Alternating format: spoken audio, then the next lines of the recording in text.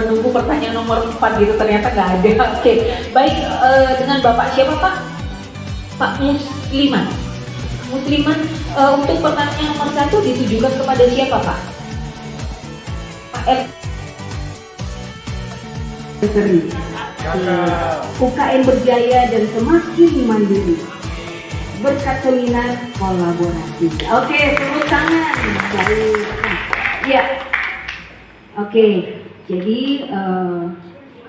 untuk perkenalan ini waktunya tidak banyak, hanya 5 menit saja Bapak dan Ibu, karena ada materi yang lebih penting nanti ya. Perkenalan juga penting gitu ya, ibu-ibu datang kemari adalah untuk mendapatkan informasi tentang lembaga pembiayaan dan tentang manajemen office gitu ya, apa sistem yang dapat mendukung supaya Bapak dan Ibu itu nanti pengajuan pembiayaannya disetujui.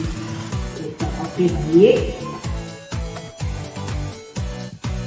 Jadi kalau Bapak Ibu yang UMKM yang mau sharing nanti di kampus kami boleh juga.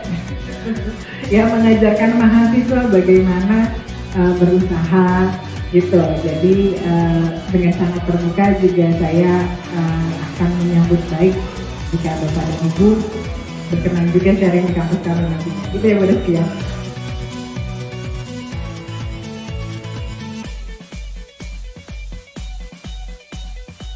Keuangan dapat menyediakan alat dan solusi penting untuk membantu UKM mempercepat pertumbuhan mereka dan mencapai peningkatan baru.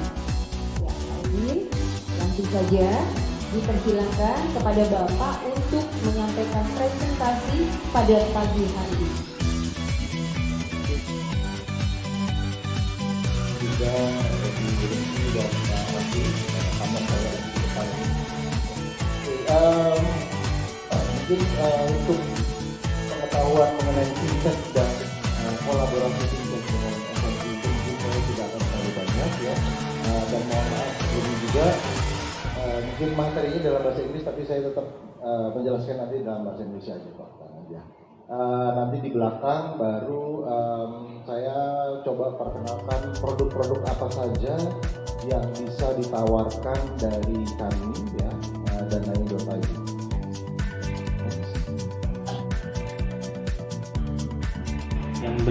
Kita berdiri tahun 2020, era COVID, alhamdulillah kita berdiri. Kemudian kita mendapatkan izin OJK itu di 2023, Januari 2023. Ya, cukup perjalanan panjang ya untuk mendapatkan izin OJK. Kemudian tapi itu belum selesai, karena itu baru izin prinsip dari OJK, namun kita harus API dengan bank kustodian. Apa itu bank kustodian? Jadi bank kustodian ini menampung transaksi seluruh investor. Jadi PT Urun Bangun Negeri atau Urun RI tidak memegang uang para investor, tapi harus ditampung di bank kustodian, nanti kemudian baru ditransfer ke para penerbit atau yang mengajukan pendanaan.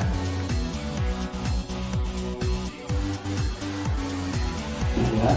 Terus yang kedua, kalau misalnya kehadiran itu bisa terdeteksi nggak kehadirannya itu, maksudnya udah berapa, terus dia misalnya sales atau marketing, apakah bisa dia itu terdeteksi dia bekerja atau enggak, itu bisa kelihatan dia menghasilkan sesuatu atau tidak, terus dia kemana saja.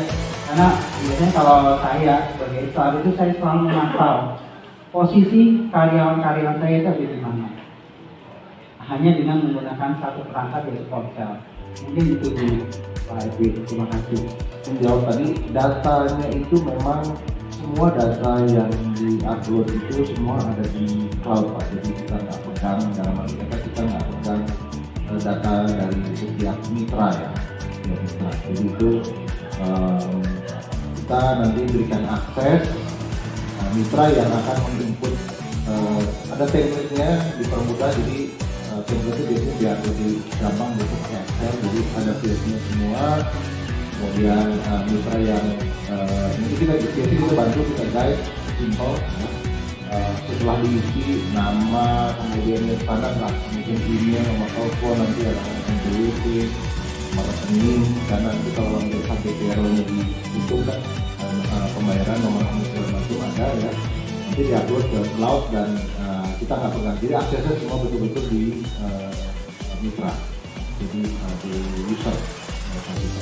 Dua, akses ini semua di handphone Pak, jadi si karyawan itu memang harus mendownload aplikasinya, kemudian nanti kalau dia mau absen itu dia ada tombol check-in, klik atau apapun juga, jadi dia harus melakukan yang mencet lah, satu daya pencet. Nah itu juga bisa diatur dalam aplikasi, diatur itu radiusnya bisa diatur, apakah kita mau sepresisi sampai radius 5 meter dari titik lokasi kantor yang didaftarkan, atau bisa juga lebih lebar sampai batasannya kalau nggak salah saya sampai 100 meter. Jadi kunjungan visit ke kantornya klien mereka. Nah, nanti dari situ mereka cuma tinggal foto mungkin di depan kantornya, foto bareng lagi meeting atau apa. Nanti dari situ tinggal diupload ke dalam, ya biasa ada tempat uploadnya, itu biasa upload. Kemudian HRD atau supervisor nanti bisa cek setiap bulan sebetulnya di website. Jadi kalau semua karyawan handphone, tapi kalau HRD atau supervisor dia karena di kantor dia bentuk Keuangan Pak, laporan keuangan dan stok gitu ya, karena RPA banyak sekali berhubungan dengan kandang-kandang ayam gitu ya, dan pengiriman ke pengiriman hingga sampai ke RPA itu, lalu sampai ke end user gitu Pak Aryo ya, luar biasa. Oke, baik, ada lagi? Murdia Hayati. Oke, baik. Kayaknya harus kenalan ya, gitu ya, harus kenalan dengan bapak-bapak dan ibu-ibu gitu. Beliau malu-malu. Padahal mahasiswanya banyak bapak dan ibu. Oke.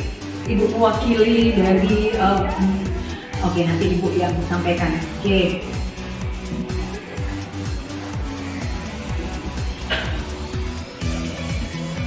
Aduh, saya deg-degan nih, orang disuruh datang aja sebagai peserta. Baik, terima kasih. Assalamualaikum warahmatullahi wabarakatuh.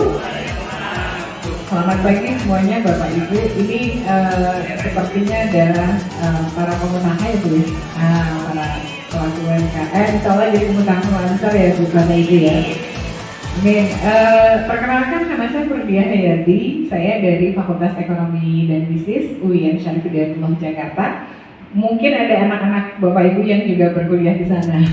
Mudah-mudahan, kalau belum nanti mudah-mudahan siapa tahu bisa berkuliah di sana ya Bapak Ibu. Jadi kampus saya jauh di Ciputat, jadi kesini agak cukup lumayan. Saya di sini diundang sama Bu Reski, alhamdulillah untuk sama belajar juga. Saya masih belajar juga untuk terutama mengenai pengembangan UMKM terkait dengan finansial teknologi ya, fintech. Kebetulan juga mata kuliah saya. Jadi saya sangat tertarik untuk hadir. Jadi saya datang ke sini bersama-sama juga untuk belajar dengan Bapak dan Ibu dari para narasumber yang luar biasa. Jadi terima kasih Bu Reski atas undangannya. Jadi kalau Bapak Ibu yang UMKM yang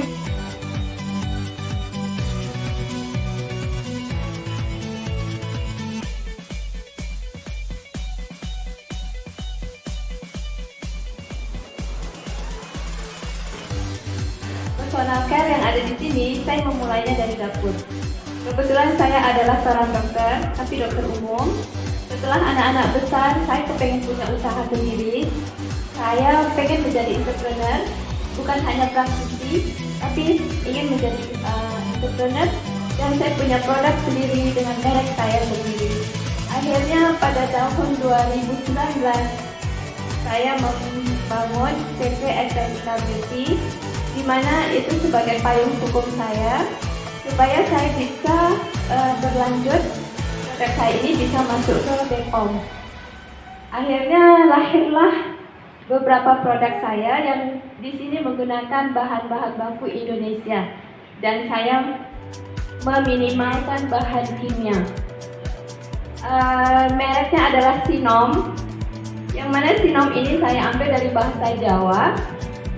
Sebenarnya tulisannya itu adalah SINOM, tapi karena saya punya cita-cita yang saya rasa sangat besar, di usia saya yang 51 tahun, saya pengen punya usaha sendiri dan brand sendiri, dan saya pengen go international.